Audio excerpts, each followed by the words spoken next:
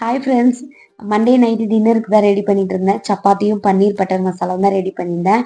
ஆரம்பமே மங்களகரமாக இருக்கிற மாதிரி மஞ்சள் அள்ளி பேசிட்டு வீடியோ முன்னாடி வந்து நிற்கிறேன். எனக்கே தெரியல, கொஞ்சம் அட்ஜஸ்ட் பண்ணிக்கோங்க. இப்போ பன்னீர் பட்டர் மசாலாவுக்கு இந்த பேஸ்ட் அரைக்கிறதுக்கு வெங்காயம், தக்காளி, 2 காஞ்ச மிளகாய், ஒரு சின்ன துண்டு இஞ்சி, ஒரு 10-15 பல் பூண்டு, ஒரு கை முந்திரி இதெல்லாம் சேர்த்து வதக்கி ஆற வச்சு அரைச்சி எடுத்துக்கலாம். தாளிப்புக்கு ஜீரகம், நான் வந்து இன்னைக்கு கேப்சிகமும் சேர்த்துருக்கேன் இதுலேயே.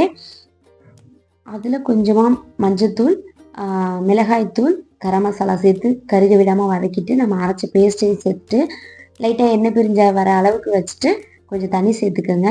நான் வந்து இன்றைக்கி பன்னீரை கொஞ்சம் சில்லி பவுடர், மஞ்சத்தூள், உப்பு சேர்த்து தோசைக்கல்லில் ஃப்ரை பண்ணி எடுத்துருக்கேன். அதையும் லாஸ்ட்டாக இதில் சேர்த்துட்டு கொஞ்சமாக மில்க் மேட் அதை வந்து தண்ணியில் கரைச்சிட்டு இதில் சேர்த்துக்கலாம்.